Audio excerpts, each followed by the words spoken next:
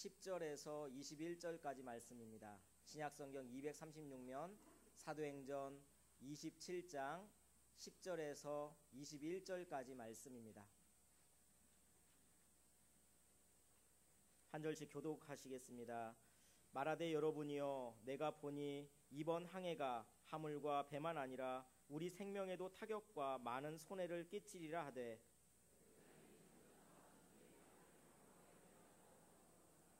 그 항구가 겨울을 지내기에 불편하므로 거기서 떠나 아무쪼록 베닉스에 가서 겨울을 지내자 하는 자가 더 많으니 베닉스는 그레데 항구라. 한쪽은 서남을 한쪽은 서북을 향하였더라.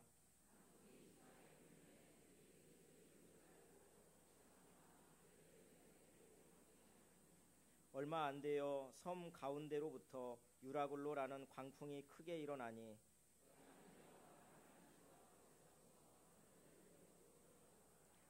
가우다라는 작은 섬 아래로 지나 간신히 거루를 잡아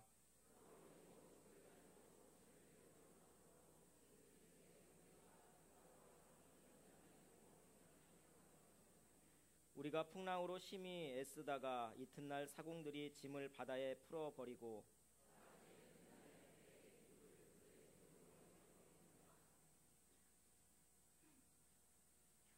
여러 날 동안 해도 별도 보이지 아니하고 큰 풍랑이 그대로 있음에 구원의 여망마저 없어졌더라.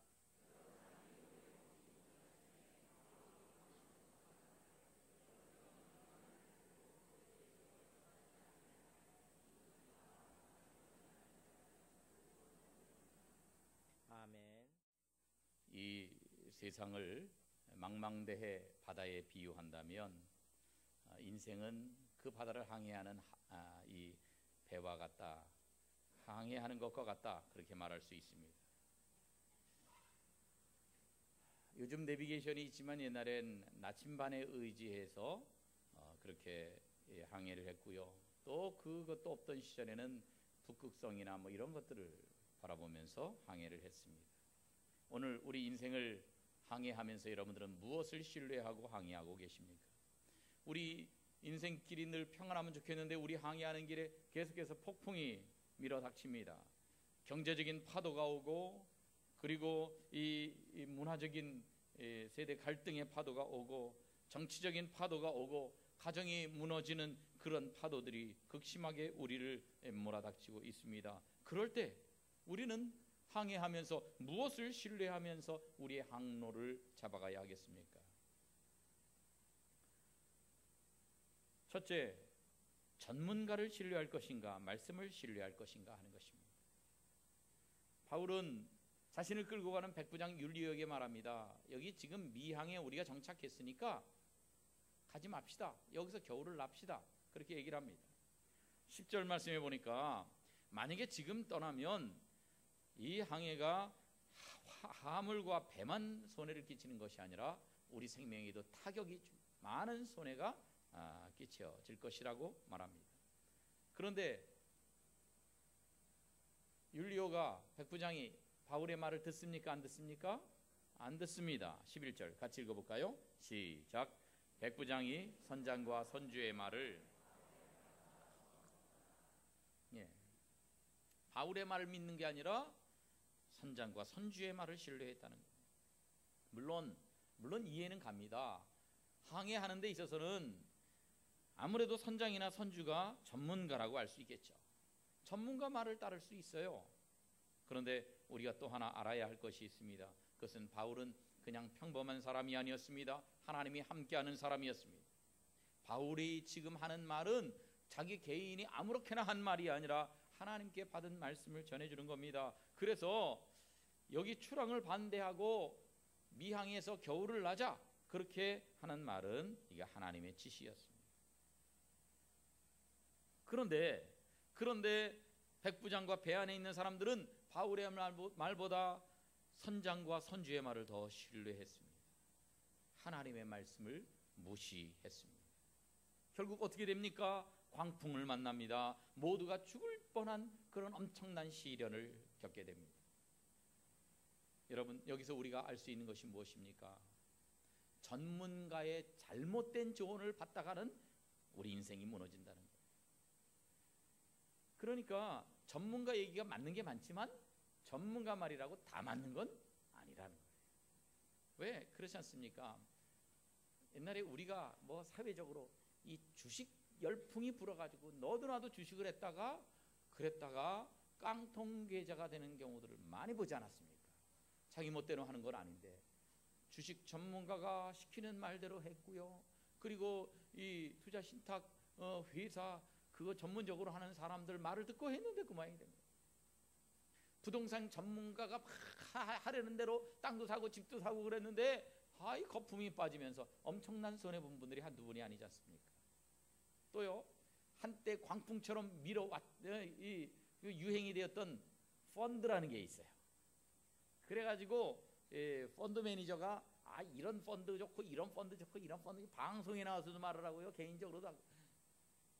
그거 했다가요 반토막이 나고 그냥 손해본 사람이 한두 사람이 아닙니다. 비전문가가 아니라 전문가인데도 그래요. 전문가. 왜 그렇습니까? 아무리 전문가라 할지라도 미래를 완벽하게 알 수 없는 거예요. 미래는 몰라요. 어떤 경우는 맞지만 어떤 경우는 틀리더란 말이에요. 우리의 미래를 완전하게 알고 계시는 전문가는 하나님 한 분밖에 없는 줄로 믿으시기 바랍니다. 그래서 하나님 믿고 하나님 말씀 믿고 가야지, 틀릴 수 있는 개연성이 꽤 있는 전문가를 신뢰해서는 안 된다는 거예요. 예수님이요, 그 사역 초기에 게네사렛 호숫가에 오셔서 거기서 물고기 잡는 베드로를 보셨습니다. 베드로가 밤새도록 그 물고기 잡으려고 애를 썼는데 한 마리도 못 잡았어요. 그래서 지쳐있는 그에게 예수님이 누가복음 5장에서 뭐라고 말씀하십니까? 따라합시다. 깊은 데로 가서 그물을 내려 고기를 잡으라. 여러분, 물고기 잡는 거 밤새도록 했으니 얼마나 피곤하겠어요. 이제는 꼼짝하기도 싫습니다. 해봐야 허탕입니다. 그런데 예수님이 와서 깊은 데로 가서 그물을 내리라는 거예요. 그물 한번 내렸다간 다시 끌어올리고 그거 청소하고 다 접고 이것도 보통 일이 아닙니다. 그런데 다 포기했는데 이제 또 하라는 거예요. 그런데 예수님이 전문가라면 모르겠어요. 물고기 잡는데 예수님이 전문가입니까? 아닙니까? 예수님은 비전문가입니다. 예수님은 목수입니다. 바로 얼마 전까지 목수하다가 지금 이제 나오신 분이에요. 그런데 베드로는요, 갈릴리 바다에서 잔뼈가 굵은 사람입니다. 베드로가 전문가입니다. 물고기 잡는 건. 전문가가 실패했는데 비전문가 얘기 듣겠어요? 그런데 비전문가라고 예수님을 무시하지 않았습니다. 그의 말씀을 하나님의 말씀으로 들었습니다. 그래서 5절에서 뭐라고 말합니까? 밤이 새도록 수고하였으되 잡은 것이 없지만, 보나마나 헛수고일 것 같지만 그럼에도 불구하고 말씀에 의지하여 내가 그물을 내리리다. 말씀에 의지, 자기의 경험에 의지하지 않고 자기 전문성에 의지하지 않고 말씀에 의지해서 그물을 내리겠다고 말합니다. 그랬더니 6절에서 고기를 잡은 것이 심히 많아 그물이 찢어졌다. 엄청나게 고기를 많이 잡는 기적이 일어났습니다. 사랑하는 성도 여러분, 여러분은 인생의 항로를 결정할 때에 세상 전문가를 신뢰하십니까? 아니면 하나님의 말씀을 신뢰하십니까? 아무쪼록 우리가 모든 중요한 결정을 할 때에 세상 전문가를 무작정 따라가는 것이 아니라 하나님의 말씀에 비춰서 하나님의 말씀을 신뢰하고 우리 인생을 결정하는 복된 성도들 되시기를 주님의 이름으로 축복합니다. 두 번째는 다수를 신뢰하느냐 진리를 신뢰하느냐 하는 것입니다. 오늘 12절 말씀 보니까 이 미항이라는 이곳에 있지 말고 베닉스라고 하는 항구에 가서 거기서 겨울을 지내자 하는 자가 더 많으니, 따라합시다. 더 많으니. 이런 사람이 훨씬 많았다는 거예요. 베닉스로 가자, 거기서 겨울을 하자, 그런 사람이 훨씬 많았다는 거예요. 다수가 떠나자 그러니까 거기에 동조하고 떠난 것입니다. 그랬다가 유라굴로 광풍이 불어서 다 죽게 생길 줄 누가 알았습니까? 여러분, 우리가요 다수가 진리 편에 있을 때는 괜찮아요. 그런데 진리가 아닌 다수의 길을 걸어갈 때에 그때 우리에게 광풍이 온다고 하는 것을 잊지 말아야 됩니다. 그런 경우는 성경에 얼마나 많은지 몰라요. 다수라고 옳은 게 아니더란 말이에요. 모세가 이스라엘 백성들 광야에서 인도할 때도 보세요. 모세는 하나님의 대변자였습니다. 그런데 모세 반대편에 있는 사람들이 훨씬 다수였습니다. 그 사람들이 뭐라 그럽니까? 애굽으로 돌아가자. 애굽으로 돌아가자. 하나님 뜻과 정반대되는 거예요. 하나님 뜻과 반대되는데 다수였어요. 애굽으로 돌아가는 게 맞습니까? 그거는 안 되는 길입니다. 망하는 길입니다. 반드시 죽을 길입니다. 다수가 원해도 이것은 안 될 일입니다. 모세가 십계명 받으러 시내산에 올라갔어요. 그랬더니 밑에 있는 백성들이 아우성을 칩니다. 다수의 백성들이 아우성을 치는 바람에 아론이 금송아지 만드는 일에 그냥 방조했습니다. 그러다가 얼마나 하나님의 진노를 받고 얼마나 많은 희생을 치러야 했습니까? 다수가 원한다고 옳은 것은 아니라. 또 이스라엘 백성들이 가데스바네아에 갔습니다. 가나안 땅을 정탐하러 12명의 정탐꾼을 보냈습니다. 2명의 정탐꾼은 야 이건 여호와께서 우리에게 주신 땅이다. 그런데 10명의 정탐꾼은 아니다. 거인이다. 그 땅은 그 거민을 삼키는 땅이다. 우리는 그 거인들 앞에서 메뚜기 같다. 안 된다. 우리는 안 된다. 이스라엘 백성들이요 다수의 말을 신뢰했습니다. 밤새도록 울었습니다. 하나님을 원망하고 모세를 원망하고 아론을 원망했습니다. 어떻게 됐습니까? 하나님이 엄청난 진노를 받고 혹독한 대가를 치르게 됐잖아요. 여러분 잊지 마십시오. 세상 사람들은 다수가 가는 길이 옳다고 생각합니다. 세상 유행을 따라야 된다고 생각합니다. 트렌드에 몸을 싣고 가야 된다고 생각합니다. 그러나 그렇지 않습니다. 다수가 가는 길이 정답이 아닙니다. 진리가 정답입니다. 따라합시다. 다수가 가는 길이 정답이 아니라 진리가 정답이다. 옆에 있는 분들에게 그렇게 인사하겠습니다. 시작. 다수가 가는 길이 정답이 아니라 진리가 정답입니다. 그렇습니다. 그래서 믿는 우리는 오히려 쉬운 겁니다. 많은 사람들이 어디로 가느냐 그거에 너무 신경 쓸 필요 없어요. 우리는 하나님이 뭐라고 말씀하시는지를 듣고 진리의 말씀대로만 가면 되는 거예요. 다른 사람 많이 간다고 우리가 불안해할 필요가 없는 것입니다. 오늘 본문에서도 이 항해를 결정할 때 다수의 의견을 따랐습니다. 물론 민주주의라고 하는 것은 다수의 의견을 존중하고 따르는 것은 분명합니다. 그러나 영적인 문제는 반드시 다수가 옳은 것은 아닙니다. 그래서 예수님은 신앙생활을 뭐라고 말씀하셨느냐? 좁은 문으로 들어가야 되고 좁은 길로 가야 된다고 말씀합니다. 마태복음 7장에 보니까 좁은 문으로 들어가라. 멸망으로 인도하는 문은 크다. 그 길이 넓다. 그리로 들어가는 사람이 많다는 거예요. 많이 가니까 옳은 길이냐? 아니에요. 그게 멸망으로 인도하는 길이에요. 그런데 생명으로 인도하는 문은 좁고 길이 협착해. 찾는 자가 적다. 별로 안 간다. 그런데 그 길이 생명의 길이라는 거예요. 그런 점에서 많은 사람이 가는 길이 꼭 옳은 길이 아닐 수 있다는 것을 잊지 말아야 합니다. 요즘 사람들이 다 이게 유행이다. 그에 너무 민감하고 따라갈 필요가 없다는 거예요. 특히 세상 이름 몰라도 신앙생활하는 것, 교회 생활하는 것, 이것은 민주주의가 아닙니다. 민주주의라는 게 뭡니까? 사람이 주인이에요. 사람이 주인. 하나님의 교회는 사람들이 주인인 것이 아닙니다. 신앙생활하고 교회 생활하는 것은 신주주의입니다. 하나님께서 주인이 되시는, 하나님께서 주인이 되시는. 아무쪼록 우리의 인생 항로를 결정할 때 다수가 말하는 대로 그것을 신뢰하고 따라가는 것이 아니라 진리를 신뢰하고 진리를 따라가는 여러분 되시기를 주님의 이름으로 축원합니다. 그리고 세 번째로는 육신적으로 편한 길을 따를까? 아니면 힘은 들지만 영적으로 바른 길을 따라야 할 것인가 하는 것입니다. 오늘 본문 12절 말씀 다 같이 읽어볼까요? 시작. 그 항구가 겨울을 지내기에 불편함으로 거기서 떠나. 아멘. 거기까지. 그 항구라는 건 지금 정박해 있는 미항입니다.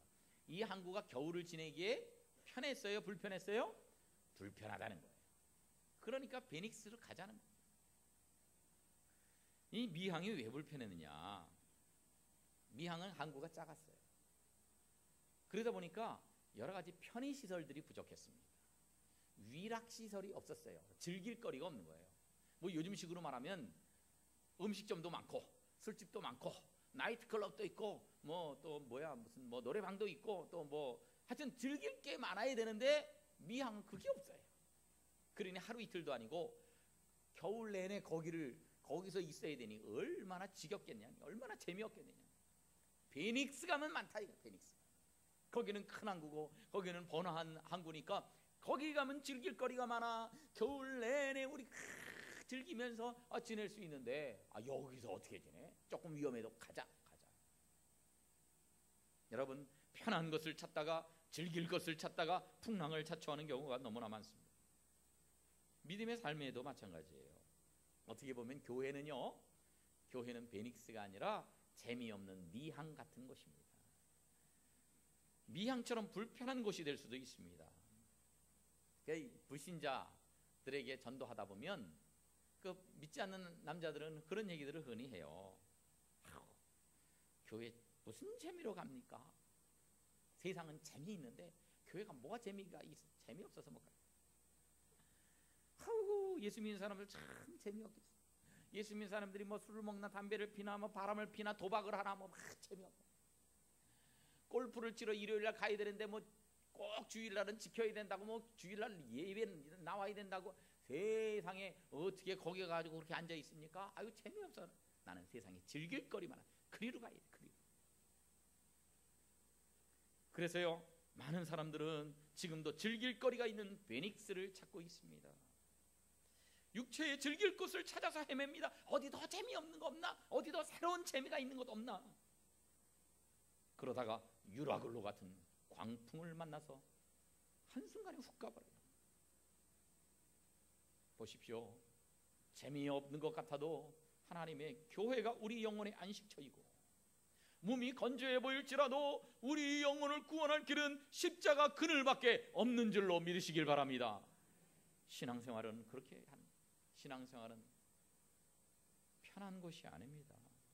신앙생활은 불편한 거예요. 신앙생활은 편하던 세상을 떠나서 불편한 영적 생활에 자기 자신을 묶는 것입니다. 그래서 성경 말씀에 자기 자신을 묶는 거예요. 예배에 묶는 겁니다. 주님 안에서 거룩한 모임에 자기 자신을 묶는 것입니다. 주일을 성수하고 예배를 참석하고 주님 위해 헌신하고 기도 생활하고 봉사 생활하고 이것에 자신을 묶는 게 이게 신앙생활입니다. 귀찮아 보여요. 그래서 신앙생활은 편한 게 아니라 불편한 것이에요. 따라합시다. 신앙생활은 편한 게 아니라 불편한 것이다. 신앙생활은 세상적으로 보면 불편한 것입니다. 자꾸 뭐 하라 그러네. 열심히 하라, 봉사하고 충성하라 그러거든요. 불편합니다. 그러다 보니까 핑계를 댑니다. 그러면서 주일날 예배 나가려니까 오늘 비가 와서 못 나가겠어요. 오늘은 눈이 와서 못 나가겠어요. 오늘은 비도 안 오고 눈도 안 오는데 햇빛이 쨍쨍 내리쬐니까 놀러 가기 딱 좋아서 교회 못 나가겠어요. 어떤 날은 피곤해서 못 나온다 그리고, 어떤 날은 집에서 쉬어야 돼서 못 나온다 그리고, 어떤 땐 더워서 못 나온다 그리고, 어떤 땐 추워서 못 나온다 그리고, 내가 꼴 보기 싫은 사람이 거기 있어서 못 나간다. 이것저것 교회 나가려면 화장도 하고 옷도 갈아입고 불편해서 못 나간다. 여러분, 이런 핑계를 대고 편한 것을 추구하는 것, 내 재미있는 것을 추구하는 것은 우리 인생의 풍랑을 자초하는 길임을 잊지 말아야 합니다. 예수 믿는 사람으로 사는 것은요, 그 자체가 불편한 거예요. 불편을 감수하는 겁니다. 자꾸 교회 오면 얼마나 우리를 불편하게 합니까? 그냥 내버려 두진 않잖아요. 자꾸 모이라 그럽니다. 주일 오전만 아니라 오후 예배도 모이라 그리고, 수요 예배도 나오라 그리고, 금요 기도에도 나오라 그리고, 심지어 새벽 기도까지 나오라 그러니 환장하겠죠. 세상에 이렇게 귀찮게 자꾸 교회 와서도 주의 일을 하라고 합니다. 전도하라고 합니다. 기도하라고 합니다. 교회가 이렇게 귀찮게 구냐 그러는 사람들이 있습니다. 그런데 여러분, 그 귀찮게 구는 것이, 귀찮게 보이는 것이 우리 영혼을 살리는 길임을 잊지 마십시오. 귀찮다고 편한 거 찾다 보면 그것 때문에 주님에게서 멀어져서 은혜가 사라지고 영혼이 냉랭해지고 마침내 우리 영혼이 죽어버리는 거예요. 신앙생활하는 게 귀찮아서 편한 길을 선택하면 그것이 풍랑을 만나는 지름길입니다. 아무쪼록 우리 인생의 항로를 선택할 때 육신적으로 편안하고 좋은 길, 재미있는 길이 아니라 힘들어도 영적으로 바른 길을 선택하는 복된 성도들 되시기를 주님의 이름으로 축원합니다. 마지막으로 환경을 신뢰할 것인가 말씀을 신뢰할 것인가 하는 것입니다. 오늘 13절 말씀 다 같이 읽어봅니다. 시작. 남풍이 순하게 불매 그들이 뜻을 잃은 줄 알고. 아멘. 출발했습니다. 바울이 가지 말자고 그러는데도 갑니다. 그런데 남풍이 순하게 붑니다. 환경이 너무 좋습니다. 모든 게 잘 풀려갑니다. 백부장과 선장과 선주는 순풍이 불어주니 항해가 이제 순조롭게 미끄러지듯이 그렇게 갈 줄 알아요. 그런데 여러분, 환경을 신뢰하지 마세요. 환경은 언제든지 변할 수 있는 겁니다. 잔잔하던 바다가 큰 풍랑이 일어날 수도 있는 것입니다. 순풍이 순식간에 광풍이 될 수도 있는 것입니다. 그래서 지금 잘 풀려간다고 그거에 혹하지 마세요. 그래서 지금 읽은 말씀에도 보면 그들이 뜻을 잃은 줄 알고 그랬잖아요. 뜻을 잃은 줄 알고 득이만만합니다. 아유 야야 바울 말 안 들어도 괜찮아. 야야야 말씀에 불순종해도 야 일이 이렇게 잘 풀리는데 왜 그래? 아이고 뭘 그것 때문에 신경을 써? 야 내 판단 성경 이 고리타문에 무슨 성경대로 사냐? 내가 생각한 대로 사니 이렇게 잘 되잖아. 이렇게 잘 되잖아. 그런데요 자기가 생각한 대로 잘 될 때 그때 다시 한번 생각해 봐야 돼요. 이게 하나님의 뜻인가? 아닌가? 잘 풀린다고 하나님 뜻이 아니에요. 하나님에게 요나에게 명령하십니다. 하나님이 요나에게 니느웨로 가서 그 멸망을 선포해라. 회개하라 그래라. 싫습니다. 그래가지고 요나가 어떻게 합니까? 니느웨하고 정반대인 다시스로 도망을 치기 위해서 요파 항구로 갑니다. 그런데 거기 이제 가는 목적지가 여러 가지인데 다시스로 가는 배가 마침 있었다고 요나서 1장 3절에 나와요. 마침 다시스로 가는 배를 만나. 기다리지 않아도 며칠씩 거기서 기다렸다가 배가 들어오면 그 타는 게 아니라 마침 요나를 기다리고 있다는 듯이 배가 있어요. 마침 너무너무 잘 됐어요. 척척 들어맞습니다. 그럴 때 조심해요. 마침 그때에 자기를 위해 준비된 것처럼 일이 진행될 때 조심해요. 자기 생각대로 척척 맞아 떨어질 때에 그때가 위기라는 것을 깨달아야 합니다. 거 봐라 잘 되잖냐 이런 안도감이 들 때에 그리고 이제 됐다 생각하는 교만이 싹 들 때에 그때가 위기라고 하는 사실을 우리는 깨달아야 합니다. 왜냐 14절에 보니까 얼마 안 돼요 유라굴로라는 광풍이 일어났다. 얼마 안 돼요. 따라합시다. 얼마 안 돼요. 얼마 안 돼서 광풍이 불어집니다. 처음에는 잘 가는 것 같았었어요. 불순종하는데도 잘 되는 거는 잠시뿐입니다. 곧 광풍이 불어와서 모든 것을 날려버릴 것이기 때문에 그렇습니다.